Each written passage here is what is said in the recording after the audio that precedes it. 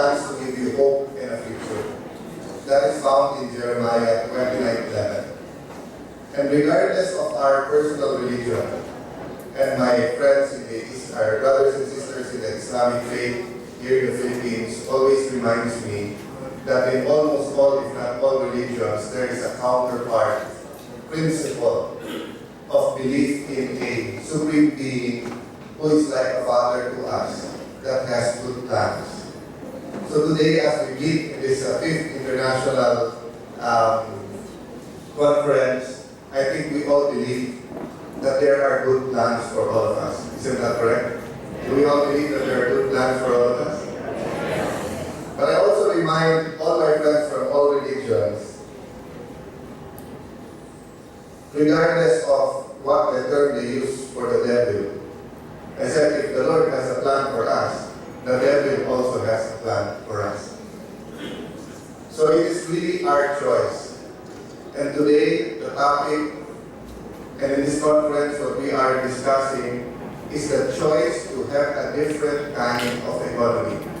An economy which is inclusive, which is based on a community, which is based on values.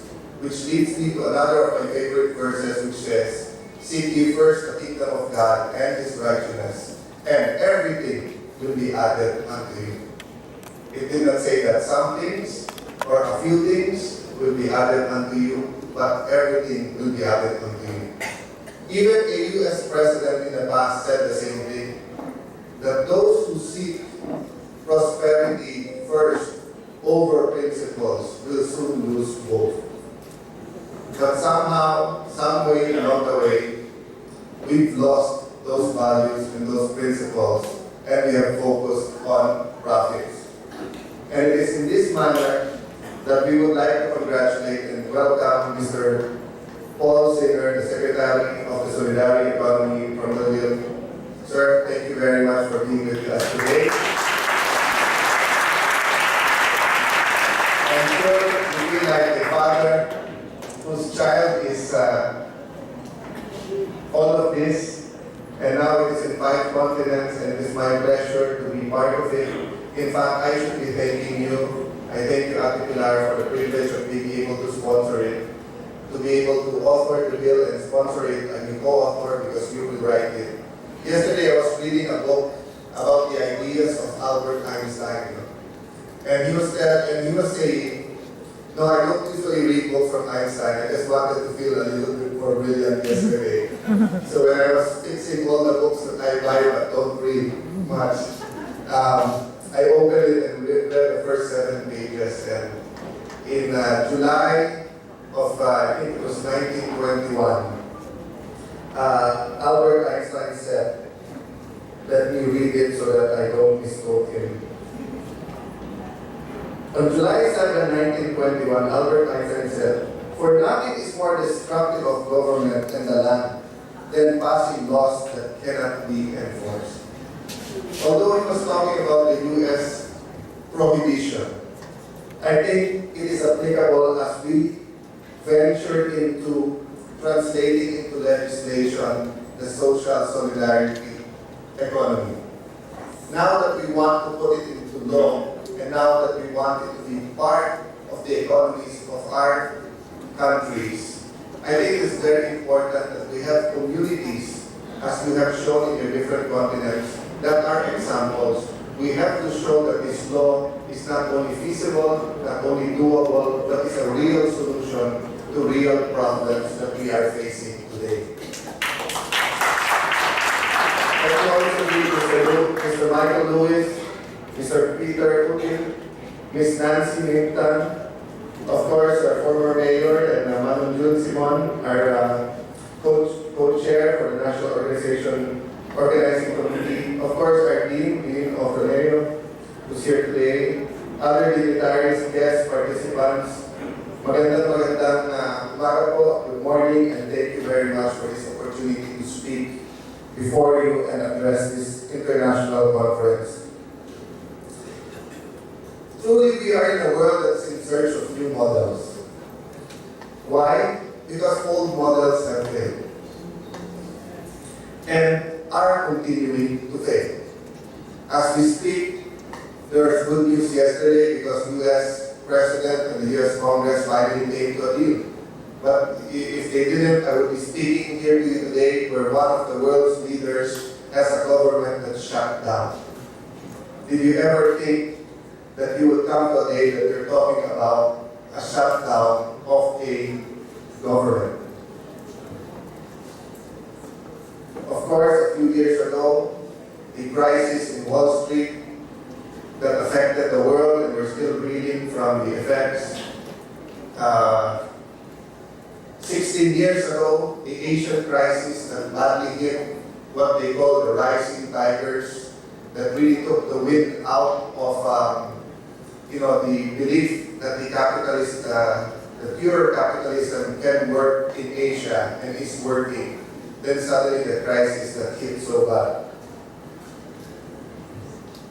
But I do believe that this times that we are in, the information age, is a time of opportunity. Why? Because it's a time of empowerment. There's no time before that people were so empowered. Before, the problem was the lack of information. I remember as a high school student, I went to an exclusive school. My father bought me a computer, my mother bought me a computer. We could go to the best libraries, but it was still very hard to do research. Nowadays, it's the opposite. You don't even need your computer, you just need your cell phone.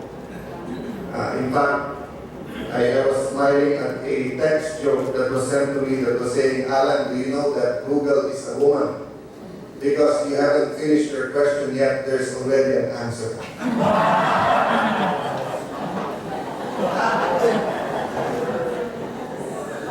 The world has changed so much that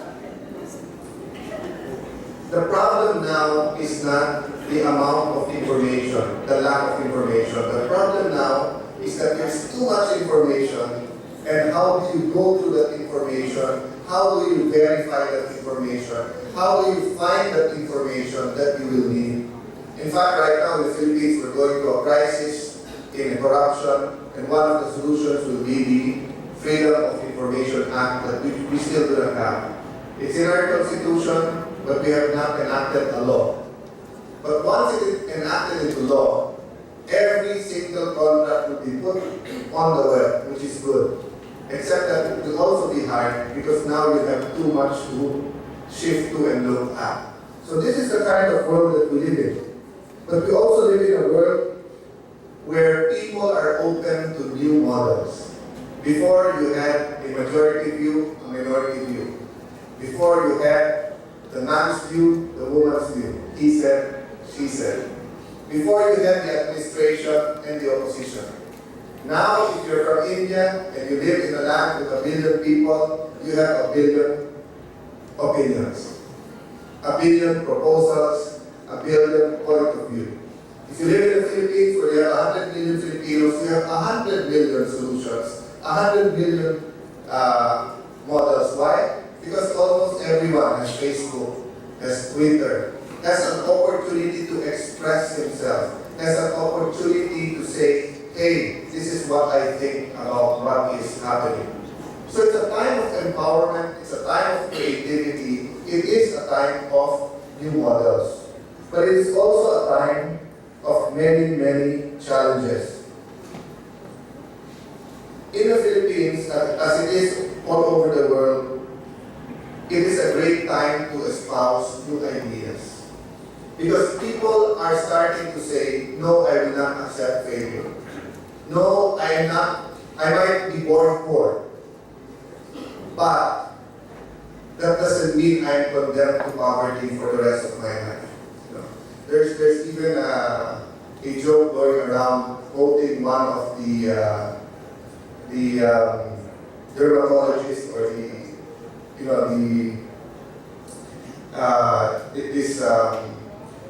this clinic that does cosmetic surgery. He said, if you were born ugly, that's your problem. That's not your, if you're born ugly, it's not your fault. But if you die ugly, it's your fault. And then the name of the clinic. You know? So even things that years ago, people will say, I was born this way, things have changed. you can change almost anything. So people now who are in the lower tier, in the social classes, can now say, I refuse to accept that I was born in poverty, I will live in poverty, and I will die in poverty. That no, I will take control of my own destiny.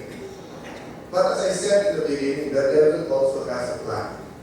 Roadblocks are being put up every step of the way to stop people from fulfilling their own destiny and from people being able to rise up.